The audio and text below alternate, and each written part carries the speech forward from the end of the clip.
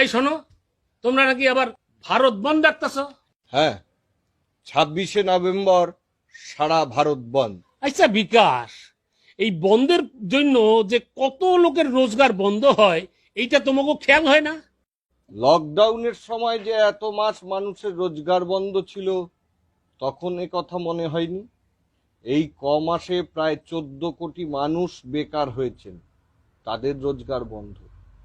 Train চলছে না দিনের পর দিন, তাতেও তো মানুষের রোজগার বন্ধ। তখন আপনাদের এসব কথাগুলো মনে হয় না? না না, সেইটা তো একটা ভাইরাসের লগে লড়াই করানোর লইগা, একটা মারণ ভাইরাসের লগে লড়াই করানোর জন্য, মানুষকে বাঁচানোর জন্য। আমরাও একটা মারাত্মক ভাইরাসের বিরুদ্ধে লড়ছি, যে ভাইরাসটা দেশকে কুড়ে কুড়ে খাচ্ছে, অর্থনীতিকে পঙ্গু করে দিচ্ছে। এগুলি বাজে কথা, এগুলি সব মিথ্যা কথা, এগুলি কেউ বিশ্বাস করবো না। দেশের এত উন্নতি এর আগে কেউ দেখছে কোনোদিন? স্বাধীনতার পর এত উন্নতি কখনো হয় নাই।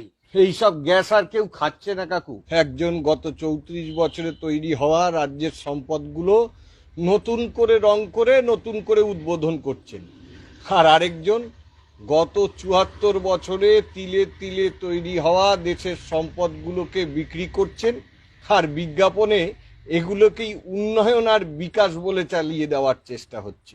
ছাড়ুন, চলি, দেরি হয়ে যাচ্ছে, আমাকে আবার কমিউনিটি কিচেনে যেতে হবে।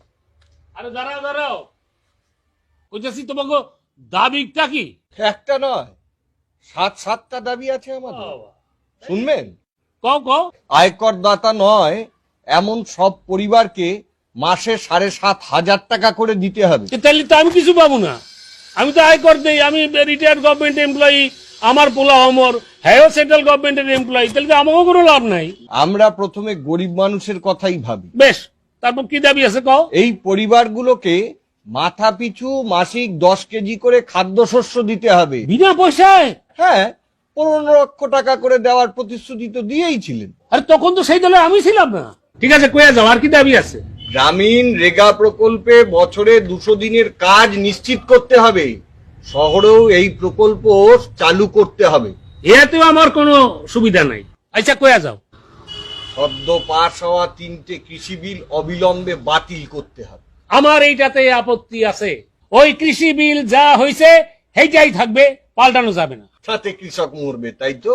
না না, মরবো না মরবো না, শুধু একটু ভাগ পেরে খাইতে হবে, এই আর কি। সংসদে জোর করে পাশ করা শ্রমকোটগুলো অবিলম্বে বাতিল করতে হবে। মামা বাড়ি, তারপরে শ্রমিকরা কইব মায়না বাড়াও, বোনাস বাড়াও, এইটা দাও ওইটা দাও, এইসব চলবো না, এইসব বন্ধ করতে হইব। মালিক যা কইব সেইটাই শেষ কথা। মালিকের কথা শুন না, চাকরির যদি পোষায় তাহলে চাকরি করবা, না পোষাইলে বাড়ি যাইবা গিয়া, ভাত ছড়াইলে। আচ্ছা তুমি কয়ে আছো, তার মানে শ্রমিকদের কোনো অধিকার থাকবে না? না, কোনো অধিকার থাকবে না। রাষ্ট্রায়ত্ত শিল্পের ঢালাও বেসরকারীকরণ বন্ধ করতে হবে। রাষ্ট্রায়ত্ত এবং সরকারি দপ্তরগুলোয় জোর করে চাপিয়ে দেওয়া অবসর প্রকল্পগুলোকে অবিলম্বে বাতিল করতে হবে।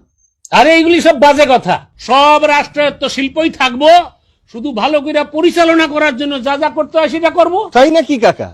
রেল, ব্যাংক, বিমা, এয়ারপোর্ট, অর্ডিন্যান্স ফ্যাক্টরি সবই তো বিক্রি করে দিচ্ছে সরকার। আপনার চোখে পড়ছে না বলে কোনোটাই কিন্তু মিথ্যা নয়। দেশের সম্পদ বেচে দিয়ে আত্মনির্ভরতার স্লোগান দিচ্ছে সরকার। চমৎকার। এই সমস্ত জ্ঞান দেওয়া বন্ধ করো, কইরা আর কি দাবি আছে কইয়া তাও যাও। অসংগঠিত শিল্প শ্রমিকদের জন্য সামাজিক সুরক্ষার ব্যবস্থা করতে হবে, সার্বজনীন পেনশনের ব্যবস্থা করতে হবে, জিনিসপত্রের দাম কমাতে হবে।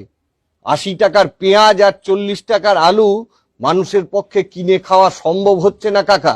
শোনো বিকাশ, যা হইছে ভালোই হইছে, যা হইব ভালোই হইব, গীতার কথা বুঝলা না?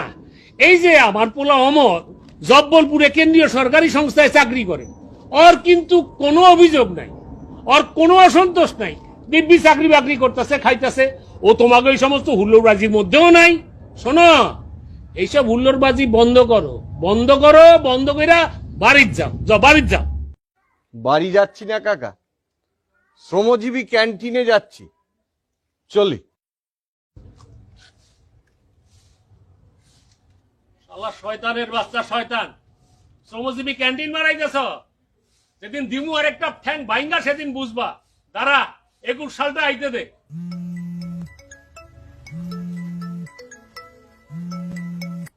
হ্যালো অমর, বলো বাবা, ভালো আছো? দাদু ভাই কেমন আছে? একটা খারাপ খবর আছে বাবা। খারাপ খবর মানে? দাদু ভাইয়ের কিছু? না না বাবা, ওরা ঠিকই আছে। তাইলে কি কার করোনা হয় নাই তো? আমার চাকরিটা আর থাকছে না বাবা। চাকরি থাকতেছে না মানে? কেন, কি হয়েছে? আমাদের জব্বলপুরের ইউনিটটা সরকার বিক্রি করে দিচ্ছে বাবা। আমাদের কয়েকজনকে উদ্বৃত্ত ঘোষণা করা হয়েছে। এসব তুই কি কথা কইতাছস? এই কজনকে বাধ্যতামূলক অবসর গ্রহণের চিঠি ধরিয়ে দিয়েছে বাবা। হ্যাঁ, আমি আবার কি করব বাবা? আমাকেও অবসর গ্রহণের চিঠি ধরিয়ে দিয়েছে। এবার আমি কি করব বাবা? এইসব তুই কি কইতাছস অমর? বাবা এবার আমি কি করব বলো? অমর, অমর, অমর কাইটা দিল। তাইলে তাইলে বিকাশ যা কইলো সেই কথাই কি? বিকাশ, এই বিকাশ, বিকাশ, এই বিকাশ, এই বিকাশ, বিকাশ, এই বিকাশ।